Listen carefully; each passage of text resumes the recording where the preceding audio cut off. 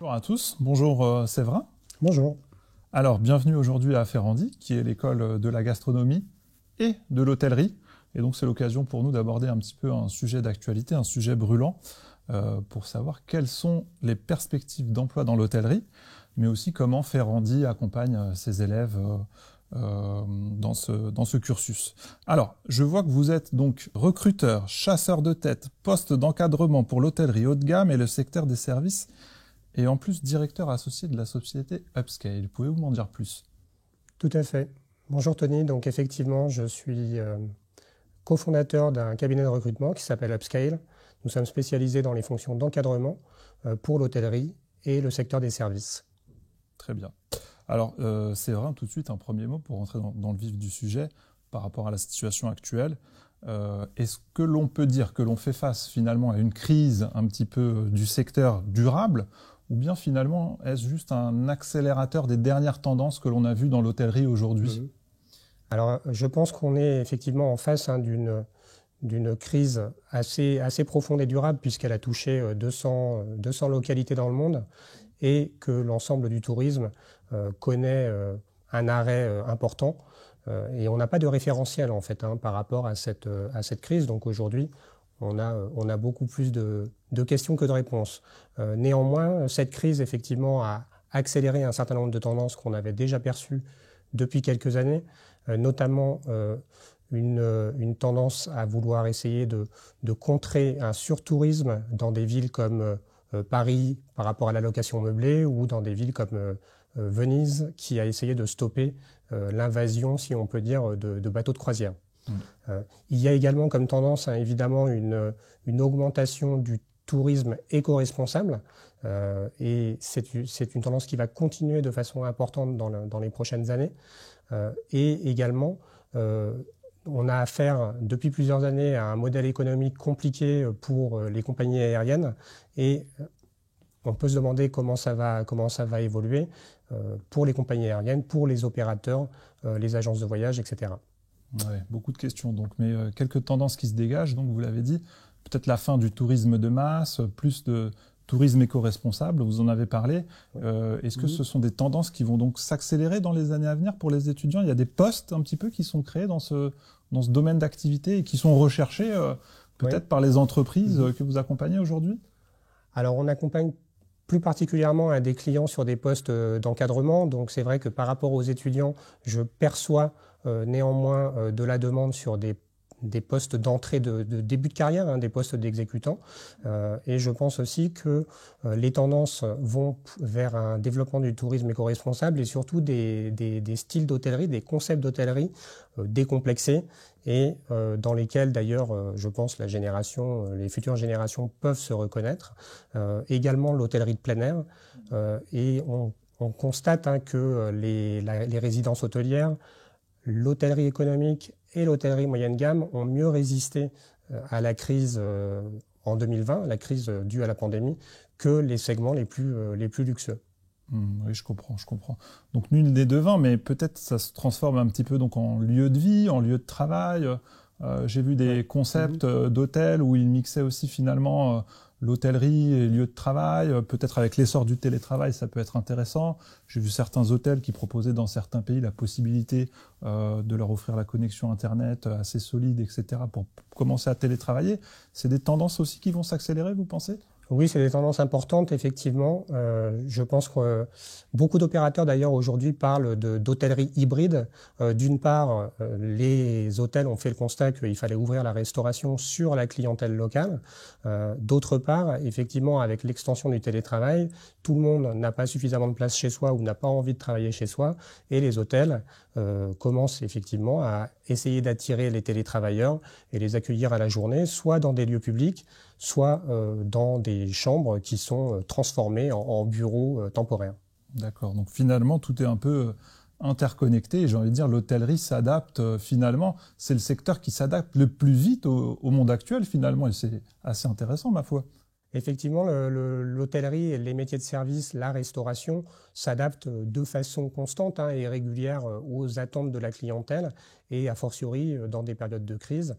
Je pense qu'il y a effectivement beaucoup de place pour renforcer les tendances qu'on a connues et également arriver avec des idées innovantes, ce qui, à mon avis, est tout à fait favorable aux jeunes générations.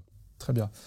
Alors, nous formons un petit peu, nous, les étudiants, donc, dans notre cursus qui est le bachelor en management, hôtellerie et restauration, sur un petit peu ces nouvelles tendances, etc. Mais peut-être, est-ce qu'il vous vient à l'esprit un poste comme ça qui serait vraiment demandé à horizon 2024, c'est-à-dire lorsque nos bachelors, finalement, seront sur le marché du travail?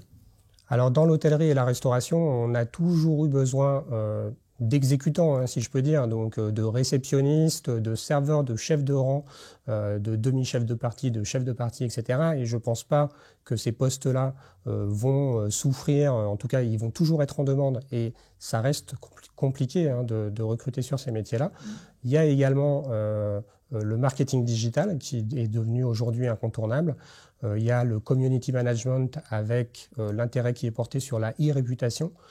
Et puis, il y a tout ce qui entoure aussi la personnalisation du service client avec l'utilisation notamment de systèmes pour gérer la relation client, de CRM. Très bien. Alors peut-être un petit mot pour parler d'international, puisque beaucoup d'étudiants se posent aujourd'hui la question et nos étudiants ont la possibilité d'aller une année en stage à l'étranger, que ce soit dans nos campus partenaires et en plus ils font aussi un stage à l'étranger. Pourquoi je vous pose cette question? Je voulais savoir si ce que vous avez dit aujourd'hui, ça s'applique peut-être à la France, à Paris, mais est-ce que ça s'applique à l'international? Et j'ai envie de dire, est-ce qu'il y aura toujours cette internationalisation des cursus et est-ce que nos étudiants auront besoin de mettre en avant peut-être l'anglais, sur lequel, par exemple, ils peuvent faire une 3e année totalement en anglais à Ferrandi? C'est quelque chose de tout si important? L'ouverture internationale dans les métiers de l'hôtellerie et restauration est très importante. Et dans ce contexte, effectivement, parler anglais facilite largement les choses. Même si on voulait faire une carrière juste hexagonale, aujourd'hui, on a des opérateurs et des propriétaires d'hôtels qui ne sont pas français, donc il est nécessaire, à partir d'un certain niveau, si on est au contact de l'investisseur, de pouvoir échanger en anglais. Et personnellement, je pense que ça serait bien triste de considérer les métiers de l'hôtellerie et restauration d'un point de vue uniquement national ou francophone. Donc, effectivement, partir à l'étranger, c'est quelque chose que je conseille très fortement. Aujourd'hui, ce n'est pas forcément facile avec la fermeture des frontières, mais je pense que c'est des choses qui vont s'améliorer avec les campagnes de vaccination et la prise de contrôle sur la pandémie. Très bien. Et un dernier mot peut-être sur les secteurs finalement porteurs d'optimisme un petit peu dans le secteur, notamment dans notre région, en Île-de-France, avec l'arrivée des Jeux Olympiques de Paris en 2024. Est-ce que ce sont aussi des éléments qui seront porteurs pour nos étudiants? Oui, c'est clairement avoir les Jeux Olympiques dans un pays, c'est une chance formidable. Ça permet beaucoup d'avoir les projecteurs sur soi, mais ça permet aussi de répondre à la demande, d'adapter l'offre hôtelière. Et aujourd'hui, on sait qu'à Paris, il y a des projets qui sont en cours de construction ou en préparation pour proposer de l'hôtellerie dans des endroits qui vont être près des lieux de pratique de compétition et également par rapport à l'adaptation des concepts. Je pense que par exemple les auberges de jeunesse 2.0 et des types d'hôtellerie assez ouverts et assez agréables en fait vont effectivement se multiplier. On va en trouver à Paris comme on va en trouver dans tous les pays du monde. D'accord. Et l'hôtellerie de luxe, pour le coup, vous n'en avez pas énormément parlé. Est-ce que c'est quelque chose qui, finalement, continuera de façon assez importante et rayonnante pour Paris, ou finalement, on se dirige un petit peu vers d'autres types d'établissements aujourd'hui? Alors l'hôtellerie de luxe conserve une place et une place importante et à cet égard Paris avait un petit peu de retard dans les années 90 et aujourd'hui compte de nombreux palaces et un nombre considérable d'établissements se sont rénovés et proposent un produit dont on n'a pas à rougir par rapport à d'autres destinations. Après, se pose la question d'une peut-être saturation du marché. Cela dit, je pense qu'aujourd'hui, tous les palaces se sont ouverts et ont démocratisé, si je peux dire, leurs services et se sont ouverts à tout type de clientèle, y compris dans les points de vente restauration. Donc, je pense que le Palace a encore de beaux jours devant lui et par ailleurs, de toute façon, quelles que soient les crises économiques, on sait aussi que les ultra-riches vont continuer à voyager, par exemple, en jet privé. Donc, on ne pourra pas les empêcher, dès que les voyages internationaux seront possibles, on ne pourra pas les empêcher de revenir et les gens ont très envie de voyager à nouveau. Très bien, ben merci beaucoup. Finalement, donc pas mal de perspectives pour ce secteur qui effectivement est en mouvement, en changement, peut-être plus rapidement que les autres, mais sur lequel finalement on accompagne nous-mêmes les étudiants et on va en parler dans une prochaine vidéo, notamment sur l'accompagnement des masters. Merci beaucoup Séverin et à bientôt. Avec plaisir, merci.